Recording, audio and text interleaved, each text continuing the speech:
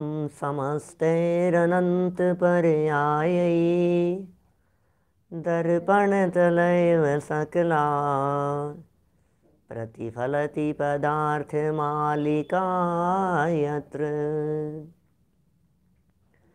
परमागमस्य बीजं निषेद्धजात्यन्धसिन्धुर्विधानम्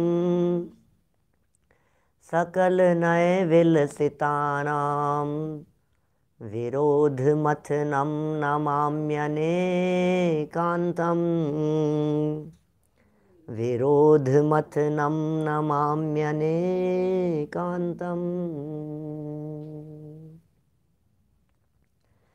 पुरुषार्थ सिद्धि उपाय नामक ये ग्रंथ है और यहाँ अमृतचंद्र आचार्य देव और उनके सफल टीकाकार पंडित दौलत राम जी कासलीवाल साहब बहुत सरल शब्दों में हमारा पथ प्रदर्शन कर रहे हैं, हमें सिखा रहे हैं कि हमें किस दिशा में और कैसे चलना है। बहुत सुंदर मार्मिक प्रसंग, मार्मिक विषय स्टेप बाय स्टेप हम बढ़ते चले जा रहे हैं। 12 भावनाओं का चिंतन सम्यक दृष्टि ज्ञानी जीव भी करते हैं, पंचम गुण स्थानवर्ती भी करते हैं, मिथ्या दृष्टि भी अपनी योग्यता अनुसार करता है और मुनिराज भी करते हैं। ज्ञानी साधक जीव अपनी साधना में वृद्धि के लिए 12 भावनाओं का चिंतन करते हैं और मुनिराज अपनी साधना की स्थिरता के लिए 12 भावनाओं का चिंतन करते हैं। सबके जीवन में 12 भावनाओं का चिंतन अपनी अपनी भूमिका के अनुसार होता है और होना भी चाहिए। और इसी संबंध में हम 11 भावनाओं की चिंतन की प्रक्रिया यहाँ संपन्न कर चुके थे।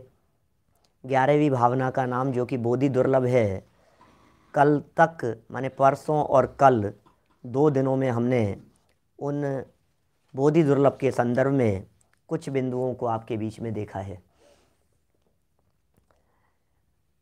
वास्तव में एक तो दुर्लभता का भाव भाषण हो, और जैसा कि आपको पता है अनेकांतिक निरूपण करते हुए न केवल दुर्लभता की बात कर रहे हैं, दुर्लभता के साथ में जब तक सुलभता न दिखाएं तब तक वो अनेकांतिक चिंतन नहीं हो पाएगा। अनित्यता के साथ में नित्यता, अशरणता के साथ में शरण, संसार की असारता के साथ में ज्ञायक स्वभाव की सारभूतता, पर से एकत्व तोड़ाकर अपने में एकत्व, पर से भिन्नत्व बतला करके अपने में अभिन्नत्व, शरीर आदि की अशुचिता बतलाकर आत्मा की पवित्रता, आश्रवों की विरूपता बतलाकर स्वभाव की सामर्थ्य, संवर स्वभाव की सामर्थ्य स्वरूप चर्चा और कर्मों के निषेध की चर्चा, निर्जरा कर्मों के एक देश छूटना और अंतरंग में शुद्धि की वृद्धि, इसी तरह से लोक में बाहरी लोक और फिर अंतरंग लोक, इसी तरह से बोधि की दुर्लभता और बोधि की सुलभता, ये सब अनेकांतिक चिंतन यहाँ चल रहा है। बोधि दुर्लभ में दुर्लभता की चर्चाएं तो हर कोई करता है, हर व्यक्ति ये कहता है बहुत दुर्लभ है, बहुत दुर्लभ है, बहुत दुर्लभ है, लेकिन ये दुर्लभता की चर्चाएं दुर्लभ ही होकर के न रह जाए। बड़ा सुंदर चिंतन यहाँ अंतिम चरणों में प्रस्तुत किया था और ये कहा था बोधि आपका भाव है, भैया दुर्लभ नहीं है। दुर्लभ जान करके ज़्यादा दुर्लभता की चर्चाएं करते हैं तो लोगों के हाथ पांव फूल जाते हैं। अरे बहुत दुर्लभ है भैया, अरे भैया बहुत कठिन है, अरे भैया बहुत कठिन है, अरे मुझसे तो नहीं होगा। ज़्यादा दुर्लभता की चर्चाएं करो तो व्यक्ति दूर भागता है। व्यक्ति ये कहता है नहीं नहीं भैया मेरे से नहीं भाई साहब, मेरे से तो नहीं होगा, मैं तो नहीं कर सकता। ज़्यादा कठिन बातें यदि किसी सामान्य व्यक्ति को बतला दी जाए तो वैसे ही कहने लगता है कि यार मेरे तो बस की बात नहीं है भैया, मैं तो छोड़ता हूँ, पहले ही मैदान छोड़ भागता है वो। ये चिंतन पकड़ा है हमारे ज्ञानियों ने और कहा भाई दुर्लभता तो इसलिए बतलाई थी कि बहुत कठिनता से प्राप्त हुआ है, उसकी वैल्यू समझें, इसलिए हमने दुर्लभता बतलाई थी। दुर्लभता तो प्राप्त करने संबंधी दुर्लभता की चर्चा नहीं की है। ये दुर्लभता से प्राप्त हो चुका है। अब रोना रोने की ज़रूरत नहीं है, अब तकलीफ पाने की ज़रूरत नहीं है, अब पीड़ित होने की ज़रूरत नहीं है, अब खेद खिन्न होने की ज़रूरत नहीं है, मन में पश्चाताप और ग्लानि का भाव लाने की ज़रूरत नहीं है। अरे अब तो प्राप्त कर लिया है, अब तो कर लिया है, मिल चुका है ये तो। लेकिन कितनी कठिनता से मिला था उसका पता यदि नहीं हो तो ये जीव उसको गंवा देता है। इसलिए उसको याद दिलाते हैं, इसलिए उसको बताते हैं कि भाई तेरे को पता है क्या कितनी मेहनत हुई है। घरों में मैंने कई बार ऐसा लोगों के घरों में सुना है, माँ बाप बच्चों को इस तरह की बातें कहते हैं कि कमाओगे तो पता लगेगा बेटा, उड़ाने में कुछ नहीं लगता है। जब तुम कमाओगे तो तुम्हें पता लगेगा कितनी कठिनाई से कमाया जाता है, कितनी मुश्किल से कमाया जाता है। तब तुम्हें पैसे की वैल्यू समझ में आएगी। जब तुम खुद 2 पैसे कमा करके लाओगे, मेहनत करोगे, मजदूरी करोगे, प्रयत्न करोगे, तो पता लगेगा पैसा ऐसे ही नहीं आता है। तो मैंने एक व्यक्ति को जिसको पिताजी की कमाई हुई धन संपदा मिल गई है, पूर्वजों की मिल गई है, अपने बाप दादाओं की कमाई मिल गई है, उन्हें उसकी कीमत नहीं आती है। उनको क्या पता कितनी मेहनत से कमाई गई है, इसलिए वो उड़ाते हैं। और जिसने अपनी मेहनत से खून पसीने एक करके जिस दौलत को कमाया हो वो उस चीज़ को फिर समझता है, उस बात को गहराई से। तो यहाँ ये जो सैनी पंचेंद्रिय दशा मिल गई, मनुष्य दशा मिल गई, जैन कुल मिल गया, उत्तम कुल की प्राप्ति हो गई, आयु की प्राप्ति हो गई, देश और सब जितनी बातें कल कही थी, परसों भी कही आपके बीच में, ये सब जितनी हमारे को मिल गई हैं, हम आपसे पूछ रहे हैं इसमें आपने वर्तमान में क्या किया। जैन कुल में जन्म लेने के लिए हमने वर्तमान में क्या किया? कुछ भी नहीं किया, मिल गया भाग्य से। अच्छा, मनुष्य पर्याय प्राप्त करने के लिए क्या किया? कुछ नहीं किया, मिल गया। सैनी पंचेंद्रिय होने के लिए क्या कदम उठाया आपने? कि कुछ नहीं, हो गए सैनी पंचेंद्रिय। तो भारत में जन्म लेने के लिए आपने क्या किया? कि कुछ नहीं, हो गया यहाँ पर जन्म। हम आपसे पूछ रहे हैं सत्संगति के लिए क्या किया आपने? माने ये सब चीजें जो प्राप्त हुई है, ये सारी बातें तो पिछले पुण्य के उदय से मिली हैं, इसमें तो वर्तमान का कुछ भी नहीं है। ये सब जो हमें प्राप्त हो गया है, ये तो हम पिछली कमाई को भोग रहे हैं। विद्वानों के घर में पैदा हो गए, ज्ञानियों के घर में पैदा हो गए, स्वाध्याय आदि का समागम मिल गया, पूर्व में किया होगा, वर्तमान में तो हमने कुछ किया नहीं है, तो हमें ऐसे लग रहा है ये तो हमारे को फ्री में मिल गया, इसमें क्या है। किसी व्यक्ति के घर के पास में यदि शास्त्र सभा चलती हो, प्रवचन सभा चलती हो, तो ये कहते हैं इसमें क्या है। बगल में किसी के मंदिर मिल गया हो तो क्या है, मंदिर दर्शन करें, क्या क्या दम है यार, ठीक है। लेकिन हम ये कह रहे हैं भैया ये बहुत भाग्यशाली हो कि तुम्हारे घर के बगल में मंदिर है, तुम बहुत भाग्यशाली हो जो तुम्हें इस अवस्था की प्राप्ति हुई है। पूर्व में खर्च किया है, पूर्व में बांधा था पुण्य, और वो पुण्य हुआ है खर्च, और ये पुण्य के खर्च होने पर ये सब अवस्था की प्राप्ति हुई है। और वर्तमान में कर क्या रहे हो ये बताओ।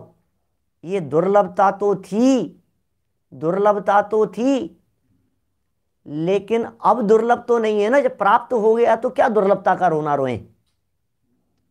अरे नहीं नहीं भैया बहुत मुश्किल से मिलती है, बहुत मुश्किल से मिलती है मनुष्य पर। अरे अब तो मिल गई है ना, अब क्या मुश्किल मुश्किल कर रहे हैं। तो फिर अब क्या करें? बोले इस बात को समझकर अब जो काम नहीं कर पाया, जो काम नहीं हो पाया, वो काम कर ले। दुर्लभ पर को भाव जाकी प्राप्ति होए ना, जो अपनो स्वभाव मोकू दुर्लभ नाही। 240 नंबर पेज की ये पंक्तियां हैं। अरे भाई जो अपना स्वभाव है वो मेरे को दुर्लभ नहीं है। क्या समझ में आ रही है? ये मेरा स्वभाव है, ये मेरे को कहाँ दुर्लभ है, ये तो मेरे को अवेलेबल हो गया है, ये तो मुझे प्राप्त हो गया है। क्या ये स्वभाव है, ये ऑटोमेटिक प्राप्त हो गया है। जो प्राप्त हो गया है वो उसको उसकी दुर्लभता जानो और वो व्यर्थ नहीं चला जाए, बस माने ये जो दुर्लभता बतलाई है, ये दुर्लभता इसलिए कि व्यर्थ नहीं चला जाए, वेस्ट मत करो आप। ऐसे व्हाट्सएप पर और इनके ऊपर ऐसे कई मैसेज चलते हैं इस तरह के, लाइफ इज क्या कहते हैं, आइसक्रीम, टेस्ट करो या वेस्ट करो, ये आपके ऊपर निर्भर करता है। चाहो तो इसे टेस्ट कर लो और चाहो तो इसे वेस्ट कर लो, क्योंकि पिघलनी तो है, अब आपके ऊपर निर्भर करता है। आपने यदि इसको टेस्ट नहीं किया तो वेस्ट तो होनी है। आपने यदि अपने जीवन को सफल सार्थक नहीं किया तो वेस्ट तो होना ही है। जिंदगी तो जा रही है, अपने आप बीत रही है। तो दुर्लभ पर को भाव, सच में दुर्लभता तो पर वस्तुएं थी, दुर्लभता तो संयोग थे। ये सब संयोगों की बातें की थी ना, इनकी तो दुर्लभता बतलाई है। उत्तम देश, देश का मिलना संयोग है, दुर्लभ है। आयु का मिलना परिस्थिति है, कर्म के उदयजन्य है, दुर्लभ है। लेकिन अब ये सारी दुर्लभताएं बतलाने के बाद बोले आत्मा को जानना, बोले ये दुर्लभ नहीं है, ये तो तेरा स्वभाव है। तो बैठे बैठे, अभी आप लोग यदि बेडरूम में बैठे हुए हो तो बेडरूम में बैठे बैठे कर सकते हो, ड्राइंग रूम में बैठे हो तो वहाँ बैठे बैठे कर सकते हो, डाइनिंग टेबल पर बैठे हुए तो वहाँ बैठ करके कर सकते हो, और यदि जिन मंदिर में बैठे हुए तो मंदिर में बैठे बैठे कर सकते हो। बिस्तरों में बैठे हुए हो, रोड पर चल रहे हो, अनेक साधर्मी ऐसे लोग हैं जो बस में सफ़र करते करते भी सुनते। आप बस में बैठे हो चाहे ट्रेन में बैठे हो, मुंबई की लोकल ट्रेन में बैठे हुए भी अनेक साधर्मी ऐसे हैं जो ईयरफोन लगा करके, पंडित जी 8 बज जाते हैं, लेट हो जाते हैं थोड़ा सा, तो हम कान में ईयरफोन लगा करके चालू कर देते हैं आपका वहीं पर। अपवित्र हो या पवित्र हो, कहीं भी बैठे हुए हो, कोई बात नहीं, ये काम किया जा सकता है, ये काम हो सकता है। इतना सुलभ है, रंच मात्र पराधीनता नहीं है। मैं उन उदाहरणों को रिपीट नहीं करना चाहता हूँ। कौन से उदाहरण भाई, फिर कहने में बात आई जाएगी फिर दोबारा। चाय का प्याला बना करके पीना भी दुर्लभ है, लेकिन आत्म अनुभव सम्यक दर्शन की प्राप्ति उससे भी सरल है, सुलभ है। ये बोधि आपका भाव है, निश्चय दुर्लभ नाही। अरे क्या, जहाँ परतंत्रता होती है वो कठिन होता है, जहाँ डिपेंडेंसी होती है वो बात अपने कंट्रोल के बाहर होती है कि मैं इसके डिपेंडेंट हूँ, मैं नहीं कर सकता हूँ साहब, मेरे हाथ में नहीं है साहब, मैं क्या बतलाऊँ साहब।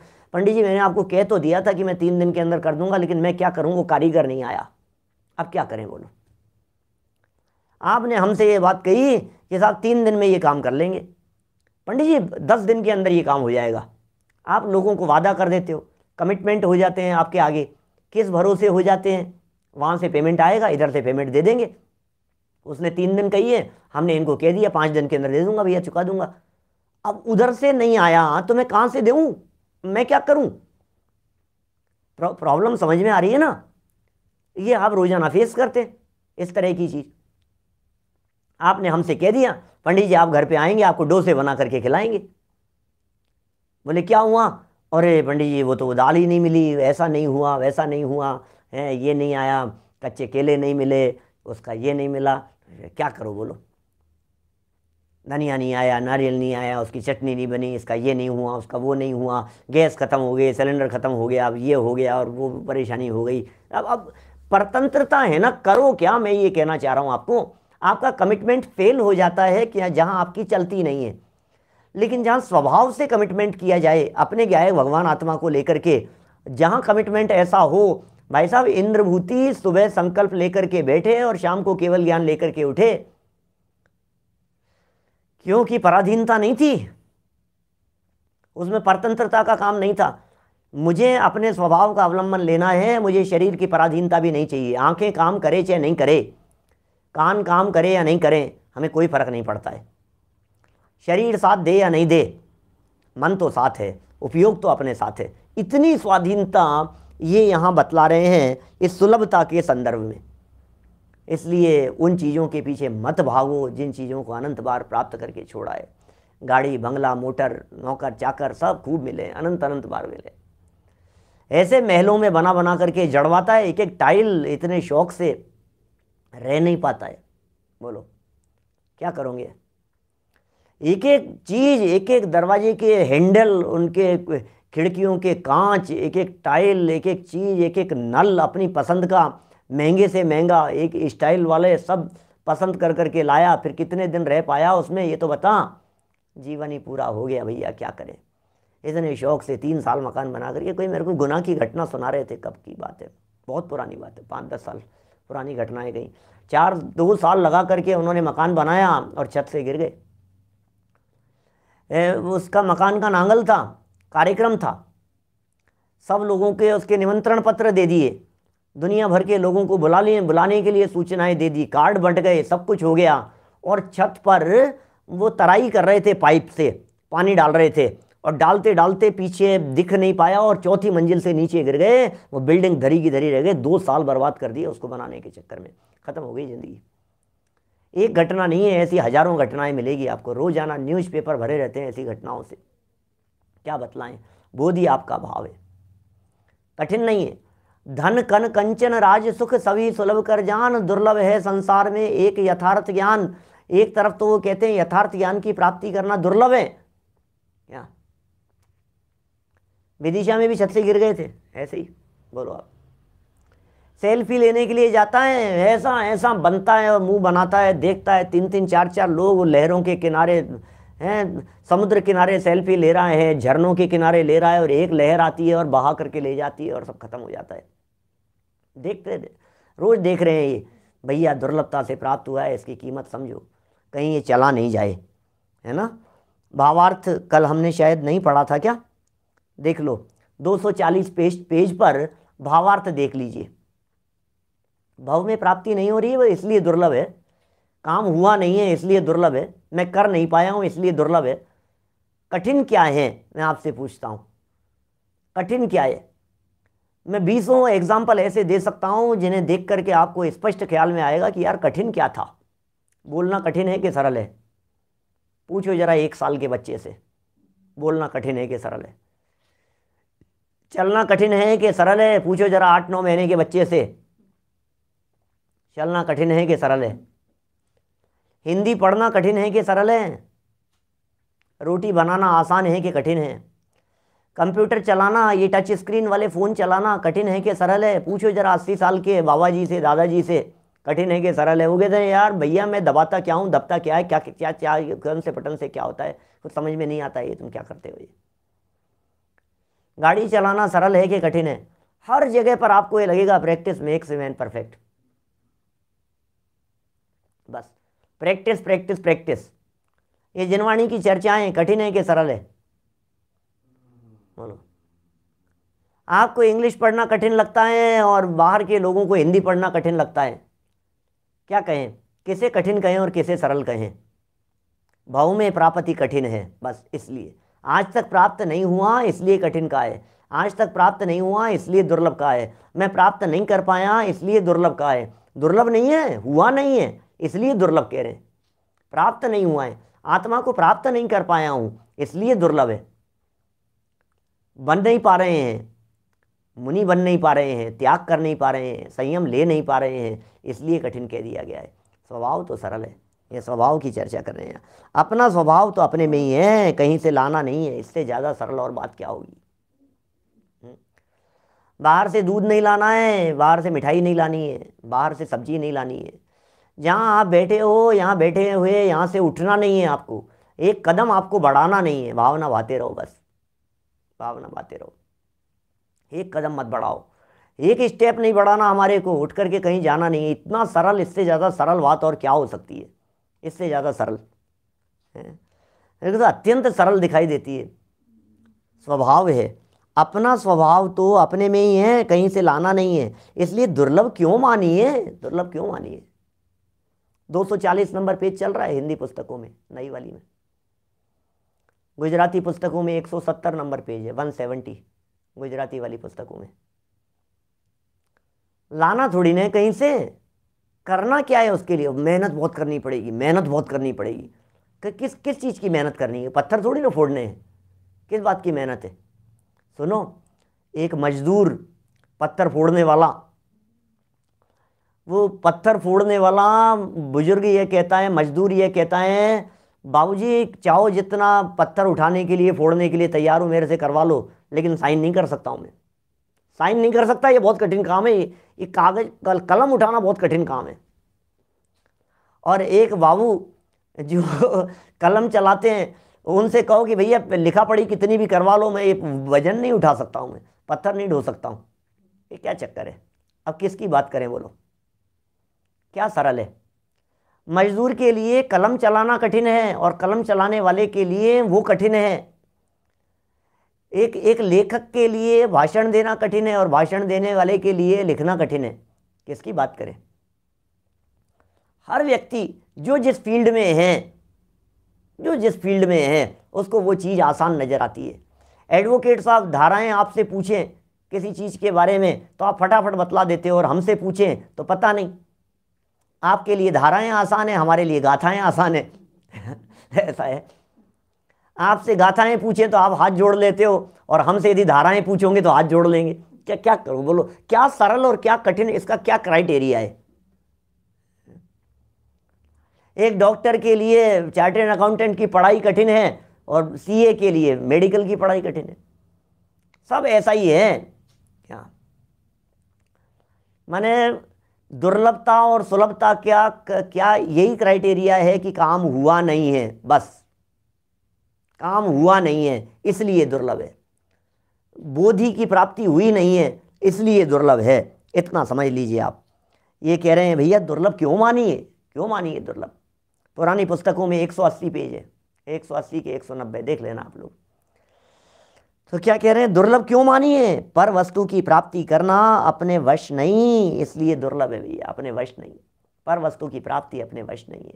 स्वभाव अपने वश में है, अपने परिणाम अपने वश में है, अपना चिंतन, अपना अभिप्राय, अपनी आराधना, ये सब अपने वश में है, इसलिए उसकी यहाँ चर्चा कर रहे हैं। चलिए बोधि दुर्लभ की चर्चा संपन्न हुई, धर्म भावना की तरफ हम आगे बढ़ते हैं, है ना। विशेष चर्चाएं हैं नहीं, बाकी तो जितनी चर्चाएं करो उतनी कम है। 15 दिन चर्चा करो आप बोधि दुर्लभ के बारे में, एक एक भावनाएं उठा लो, दौलत राम जी की उठा लो, अंतिम ग्रेवेकलों की हद पायो अनंत बिरिया पद पर सम्यक ज्ञान न लादो दुर्लभ निज में मुनि साधो, फिर चर्चा करते रहो। फिर जुगल जी बाबू जी की उठा लो पंक्तियाँ, दादा की पंक्तियाँ कल अपन ने 4 पढ़ी थी, 12 पंक्तियाँ और हैं, उनको पढ़ लो, उनकी चर्चाएँ कर लो, चिंतन कर लो, एक एक चीज़ की दुर्लभता दिखाते रहो, दुकान की, मकान की, इसकी उसकी, सब दुर्लभताएं बतलाते। आंखें स्वस्थ हैं कि नहीं आपकी, ये क्या ये दुर्लभ नहीं है, ये आपको लगता नहीं, आपको इसकी वैल्यू समझ में नहीं आती आंखों की। जो अपनी आंखों का दुरुपयोग कर रहे हैं, टीवी के सामने बैठ करके अपनी आंखें फोड़ रहे हैं, मोबाइल के अंदर अपनी आंखें फोड़ रहे हैं, उन लोगों को पता नहीं है कि ये आंखें कितनी दुर्लभता से प्राप्त हुई है, ये कान कितनी दुर्लभता से प्राप्त हुए हैं। गंवा रहे हैं, कान में ईयरफोन लगा करके म्यूजिक, संगीत और न मालूम क्या क्या धाम धूम चलता है।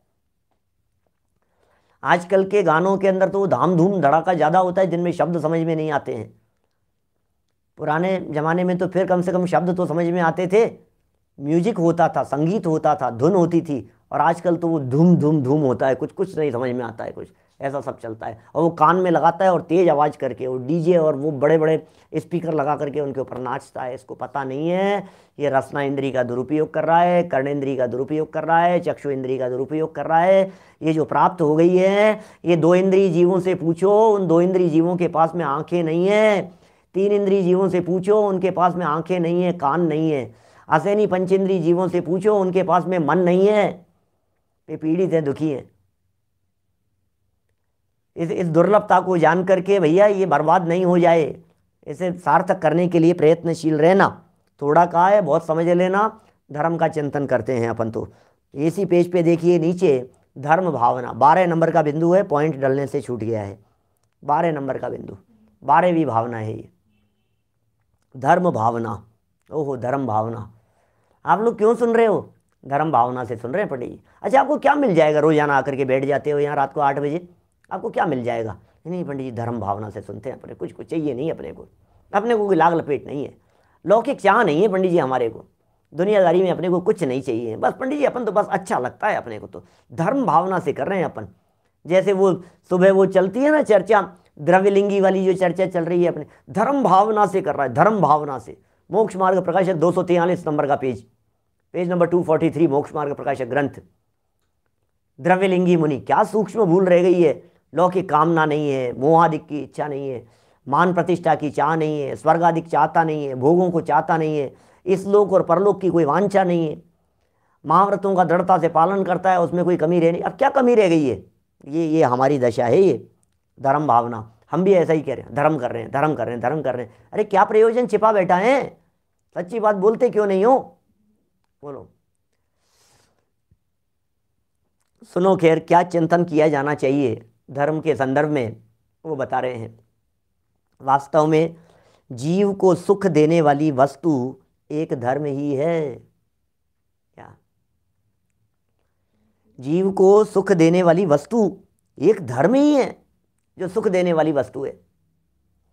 मेरो साचो साथी रे, ये जिन धर्म, धर्म ही वह कल्पतरु है, नहीं जिसमें याचना। धर्म ही वह चिंतामणि है, नहीं जिसमें विकल्प मात्र भी नहीं है। ये धर्म सच्चा साथी है, ये धर्म मित्र है हमारा। इस धर्म रूपी मित्र की चर्चा चल रही है।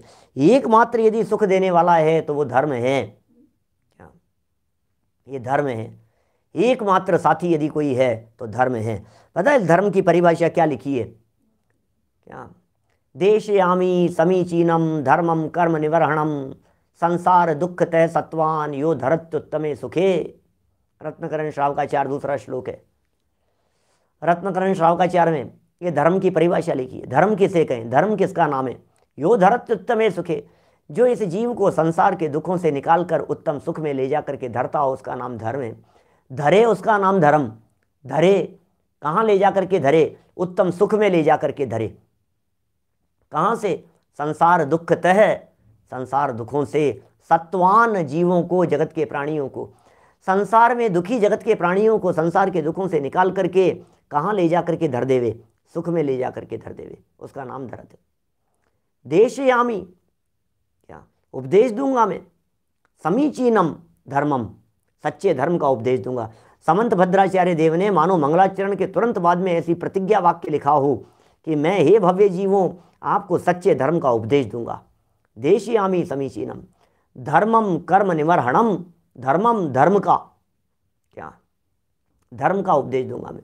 कर्म निवर्हणम, जो कर्म से रहित है, और संसार दुख तह सत्वान, संसार के दुखों से छुड़ाकर सत्वान जगत के प्राणियों को यो धरत उत्तमे सुखे, जो उत्तम सुख में ले जा करके धरे, उसका नाम धर्म है। इस जीव को सुख देने वाली वस्तु यदि कोई है तो वो धर्म है।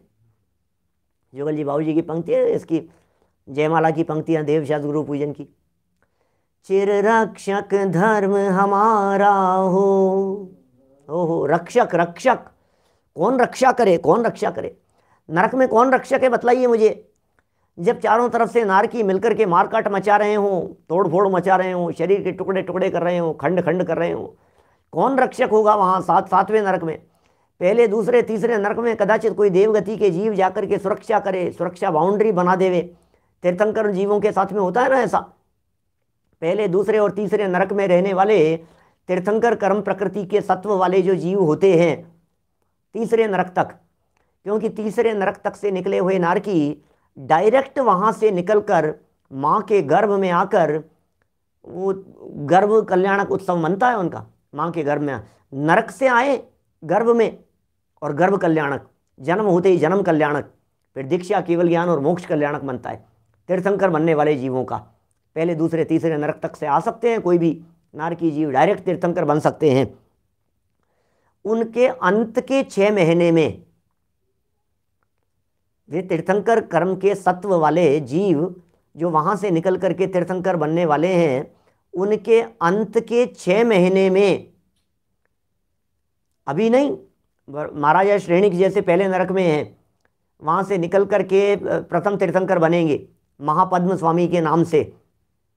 अभी नहीं, अभी सुरक्षा नहीं हो रही, अभी तो लड़ना कटना मारना पीटना सब चालू है वहाँ पर। अभी जब उनके आयु पूरी होने के 6 महीने काल बचेंगे तो उनके ही साथ बंधी हुई पुण्य प्रकृतियों के योग से यहाँ तो मध्य लोक में जिस नगरी में जन्म होने वाला है, वहाँ गर्भ में आने के 6 महीने पहले से रत्नों की बरसात शुरू हो जाती है। तो इधर तो चालू हो गई रत्नों की बरसात, और उधर वे लड़ते पीड़ित होते रहें, दुखी होते रहें, ये नहीं होता है काम कुछ भी। जो देव लोग यहाँ रत्न वृष्टि का कार्य संभालते हैं, नगर की व्यवस्थाओं को संभालते हैं, सुंदरतम व्यवस्थाएं यहाँ नगर की करते हैं, वे ही उसी तरह के देव लोग वहाँ नरक में जाकर, पहले नरक में कोई दूसरे से आने वाला हो तो वहाँ, तीसरे से आने वाला हो तो वहाँ पहुँचकर उन तीर्थंकर बनने वाले जीव के चारों तरफ परकोटा बना लेते हैं, सुरक्षा प्रदान करते हैं। अरे अरे, उन्हें शांति का वेदन होता है, किसी तरह की कोई मारकाट नहीं होगी, किसी तरह का लड़ाई झगड़ा नहीं होगा, विवाद नहीं होगा, बहुत शांत से शांति, शांति का अनुभव। तो ऐसा सबके साथ में तो नहीं होता है। बोलो कौन बचाएगा? ये पहले दूसरे तीसरे में तो कदाचित हो गया, चौथे में कौन बचाएगा भैया? पांचवें में कौन बचाएगा? छठे सातवें नरक में रहने वाले सम्यक दृष्टि ज्ञानी जीवों के क्या होगा बताओ तो सही। धर्म ही शरण, चिर रक्षक धर्म हमारा हो, चिर रक्षक धर्म,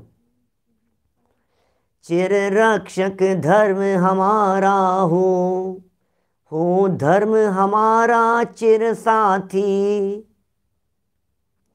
जग में न हमारा कोई था, हम भी न रहे जग के साथी। अरे जग में कौन साथी है भैया? साथी तलाशना ये मूर्खता की बात है, नादानी भरी बातें हैं। सप्तम नरक के नारकी जीव भी अपने आत्म स्वभाव का अवलंबन लेकर के सम्यक दर्शन की प्राप्ति कर लेते हैं, कर सकते हैं भाई साहब। वे सप्तम नरक के नारकी जीव भी सम्यक दर्शन की प्राप्ति कर लेते हैं, सम्यक दर्शन हो जाता है उनको, वेद विज्ञानी होकर के अंतर सुखरस घटा घटी उस आनंद का अनुभव कर लेते हैं। स्वभाव ही एकमात्र शरणभूत है, अपने स्वभाव की शरण में आ जाओ। उपसर्ग होते हुए मुनिराजों को कौन शरण है बताइए? माथे पर सिगड़ी जलते हुए मुनिराज को कौन शरण है? पांडव मुनिराजों को गरम गरम लोहे के आभूषण पहना दिए गए, कौन शरण है? कौन शरण है? आत्मा ही शरण है, आत्मा ही है शरण, आत्मा ही है शरण। दादा की एक पुस्तक का नाम है आत्मा ही है शरण। इस दुनिया में सारे जगत में शरण खोजते फिरे हम, इनकी शरण में चले जाओ, इनकी शरण में चले जाओ, इनकी शरण खोज लो, कोई शरण नहीं है। कौन सहारा देवे आपको? कहते हैं डूबते को तिनके का सहारा। अरे लेकिन भैया वो तिनका भी नहीं मिलेगा। जो खोजता पर की शरण वह आत्मा बहिरात्मा। इसलिए पर की शरण छोड़िए, अपने स्वभाव की शरण लीजिए। दुनिया में कोई शरण नहीं है, किसकी शरण की बात करें? अशरण भावना में चर्चा कर चुके हैं अपन। यहाँ तो बात कह रहे हैं सुख देने वाला कौन है? बोले धर्म ही एकमात्र सुख देने वाला है। धर्म के अलावा दुनिया में और कोई ऐसा नहीं है जो मुझे सुख देने वाला हो। इसलिए वास्तव में सच्चाई की बात तो यही है, परमार्थ तो यही है। वास्तव में जीव को सुख देने वाली वस्तु एक धर्म ही है, क्योंकि धर्म नाम स्वभाव का है। लो अब कौन से धर्म की बात कर रहे हो? जैन धर्म की, जिन धर्म की? धर्म नाम स्वभाव का है, धर्म तो मेरा स्वभाव है। ओहो, प्रत्येक वस्तु का जो स्वभाव है वही उसका धर्म है। वस्तु सहाओ धम्मो, धम्मो वस्तु सहाओ। वस्तु के स्वभाव का नाम धर्म है। धम्मो वस्तु स्वभाव, वस्तु का स्वभाव, जिस वस्तु का जो स्वभाव है उसे उसका धर्म कहा जाता है। अग्नि की उष्णता वो उसका धर्म है, पानी की शीतलता वो उसका धर्म है, बर्फ़ की ठंडक वो उसका धर्म है। मोबाइल का धर्म अलग है, घड़ी का धर्म अलग है, गाड़ी का धर्म अलग है, चलती का नाम गाड़ी, वो उसका धर्म है। शरीर का धर्म क्या है? बोले स्पर्श रस गंध वर्ण, ये पुद्गल के धर्म है। शरीर का धर्म मरना बिगड़ना ये स्वरूप है उनके। ज्ञान आत्मा का धर्म है, चैतन्य आत्मा का धर्म है, चेतना आत्मा का धर्म है। ये बतला रहे हैं अगले वाक्य में, देखिए आप। प्रत्येक वस्तु का जो स्वभाव है वही उसका धर्म है। जीव वस्तु का स्वभाव चैतन्य है, वही परम धर्म है। ओहो, यही मेरा स्वभाव है, यही परम धर्म है। जब ये द्रव्य अपने स्वभाव में परिणमन करता है तभी यह सुखी और शुद्ध कहलाता है। जब यह द्रव्य अपने स्वभाव में क्योंकि स्वभाव धर्म है, स्वभाव धर्म है। प्रत्येक वस्तु स्वभाव से धर्मात्मा है, स्वभाव धर्म है और स्वभाव में परिणमन करता है तो सुखी कहलाता है, स्वभाव में परिणमन करता है तो शुद्ध कहलाता है। चैतन्य रूप परिणमन करो, ज्ञान रूप परिणमन करो, इसी का नाम धर्म है, यही सच्चा धर्म है। वस्तु का स्वभाव धर्म है और स्वभाव रूप परिणमन कर जाना उसका नाम भी धर्म है। ये सब धर्म है। कैसी कैसी बातें कह रहे हैं। धर्म के संदर्भ में चिंतन क्या करना है? लो, धर्म के संदर्भ में चिंतन करता है ये जीव, मुझे माला फेरनी है, मुझे तीर्थ क्षेत्रों की वंदनाएं करनी है, मैंने शिखर जी की वंदना की नहीं। एक बार तो यार मैं ऐसे ही मर जाऊंगा क्या बिना शिखर जी की वंदना किए हुए? एक बार तो भैया शिखर जी, गिरनार जी, 4 धाम की यात्राएं कराऊं भैया एक बार तो मैं। क्या क्या बोलो? क्या करें? कैसी बात लगती है, अरे इसको इसमें धर्म लग रहा है इसको, अरे मैंने तो अपने जीवन में कोई दान पुण्य नहीं किया, मैंने जीवन में कोई तीर्थ वंदनाएं नहीं की, मेरा जीवन तो ऐसे ही चला गया, थोड़ा बहुत तो धर्म कर्म कर लूं अब मैंने सोचा है। क्या बोलो, क्या करें? स्वभाव का अवलंबन, स्वभाव का अवलंबन। तिर्यंच गति के पशु भी स्वभाव का अवलंबन कर सकते हैं। जब सप्तम नरक का नारकी कर सकता है तो यहाँ के जीव क्यों नहीं कर सकते हैं? सम्यक दृष्टि ज्ञानी जीव यदि सप्तम नरक में हैं, एक नियम है, छोटा सा नियम है, सप्तम नरक में सम्यक दर्शन की प्राप्ति तो हो गई, लेकिन जब वहाँ से बाहर निकल रहा होगा तो नियम से उसका सम्यक दर्शन छूट करके निकलेगा। सम्यक दर्शन के साथ में सप्तम नरक से बाहर नहीं निकलता है, नियम ही है इस तरह का, क्योंकि वहाँ से मर करके ये जीव क्रूर पशु ही होता है, ऐसा नियम है ना। सप्तम नरक का नारकी जीव, कोई बात नहीं, क्या फर्क पड़ गया, यहाँ आकर के ले सकता है सम्यक दर्शन। वो क्रूर पशु कदाचित सम्यक दर्शन की प्राप्ति कर सके, सप्तम नरक से नारकी निकला हुआ यहाँ आकर के सम्यक दर्शन की प्राप्ति कर लेवे, ऐसा ही नियम है। ये सब नियम परक बातों के बारे में मैं कहता हूँ, एकांत है ये, सम्यक एकांत कहलाती है ये सारी बातें, इन्हें सम्यक एकांत कहते हैं। स्वभाव को धर्म कहते हैं, ये स्वभाव ही धर्म है, फिर धर्म को धर्म क्यों कहते हैं? कौन से धर्म? बहुत तरह के धर्म हो गए। धर्म द्रव्य अलग है, पूजन पाठ वाला धर्म अलग है, धर्मास्तिकाय जैसे कहा है वो अलग है, वस्तु का स्वभाव धर्म है वो अलग है, रत्नत्रय धर्म है वो अलग है, 10 लक्षण धर्म है वो अलग है, बहुत तरह के धर्म हैं। अलग अलग अपेक्षाओं से धर्म शब्द की व्याख्याएं की जाती है। जैन धर्म उस वस्तु स्वभाव की जानकारी देता है, इसलिए उसे धर्म कहते हैं। वस्तु स्वभाव का परिचय कराता है, इसलिए उसे धर्म कहते हैं।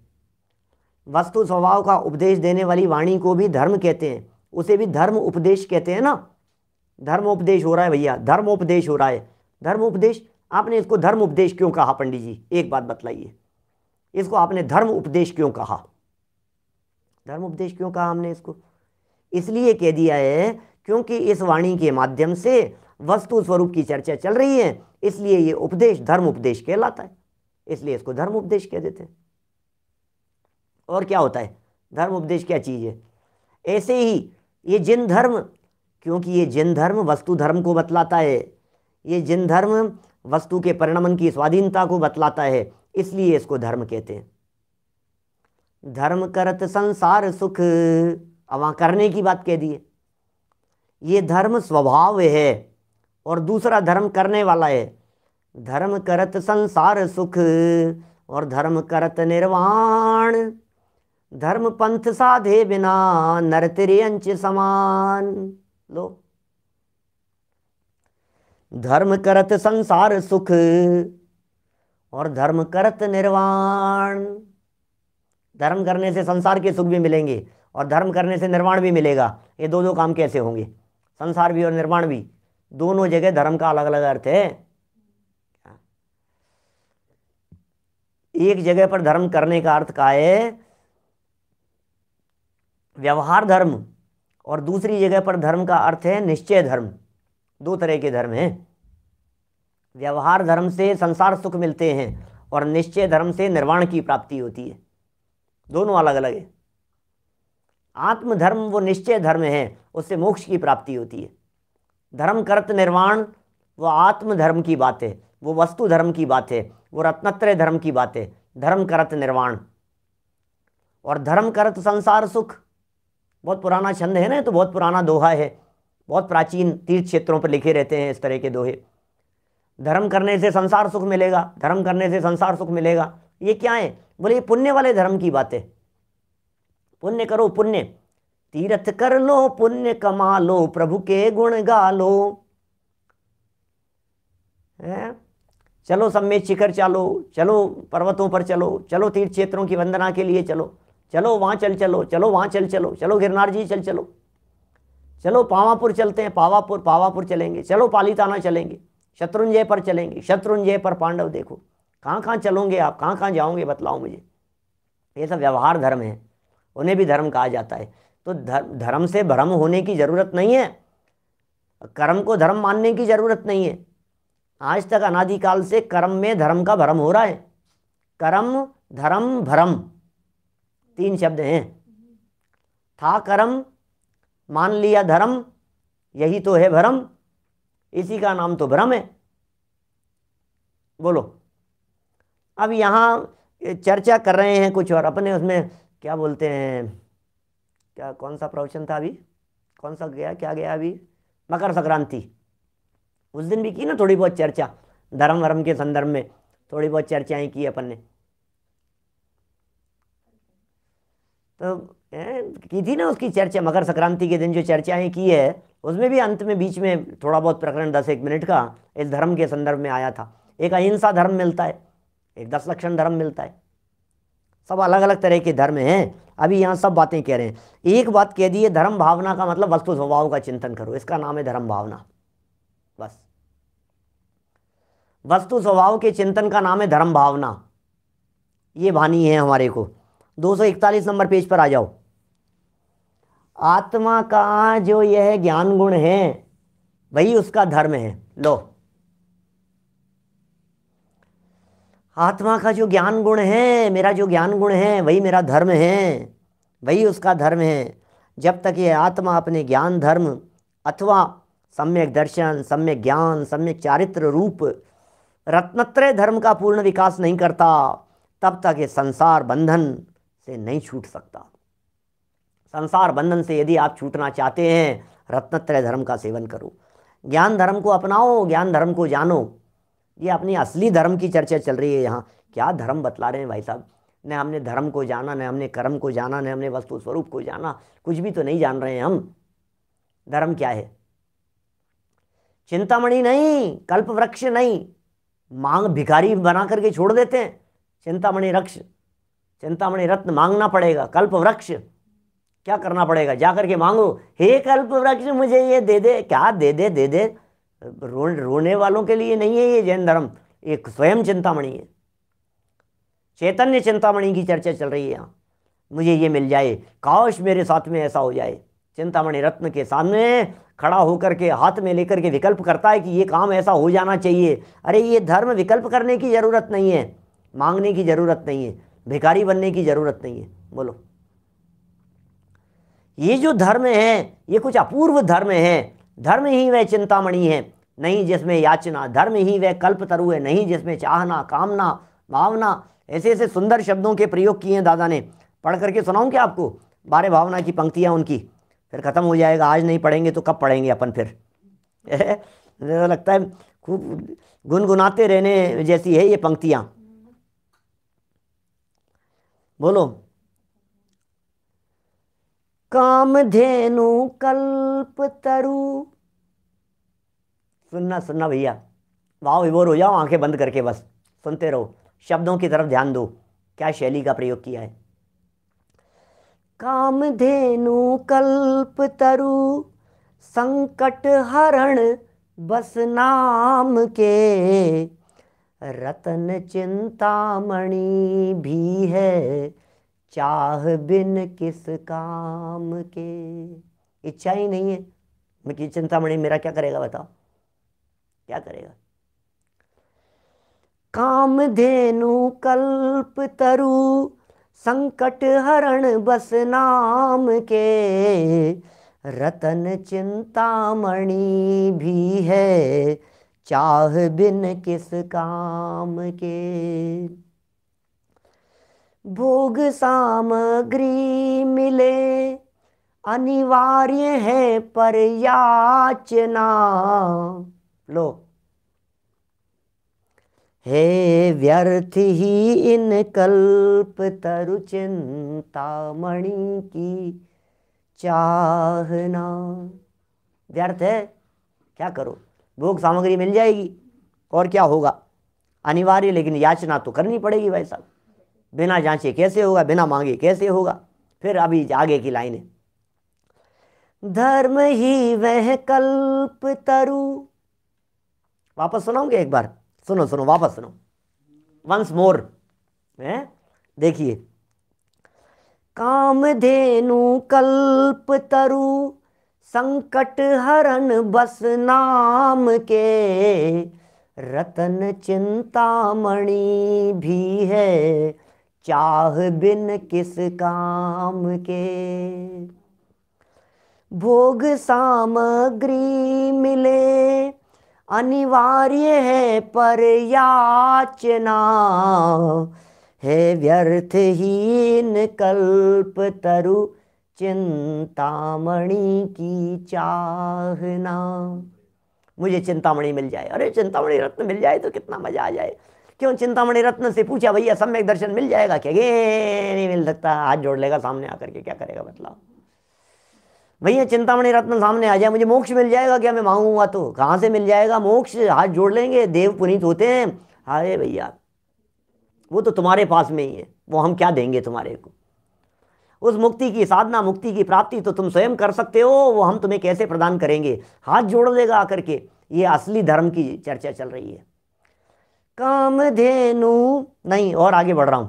ये जो बोला ना मैंने, ये सामने लिख दिया जिग्नेश भाई ने, उतार लेना। धर्म ही वह कल्प तरु है, नहीं जिसमें याचना। धर्म ही चिंतामणि है, नहीं जिसमें चाहना। धर्म तरु से याचना बिन, पूर्ण होती कामना। धर्म चिंतामणि है, शुद्धात्मा की साधना। धर्म चिंतामणि है, शुद्धात्मा की साधना। आत्मा की साधना धर्म चिंतामणि है। आत्मा की साधना करो। इस स्वभाव का अवलंबन लेने वाले का मरण नहीं होता, मरण पर विजय प्राप्त कर लेता है। इस स्वभाव का अवलंबन लेने वाला अजर अमर हो जाता है। इस स्वभाव का अवलंबन लेने वाला भगवान बन जाता है। इस स्वभाव का अवलंबन लेने वाला परमात्मा बन जाता है।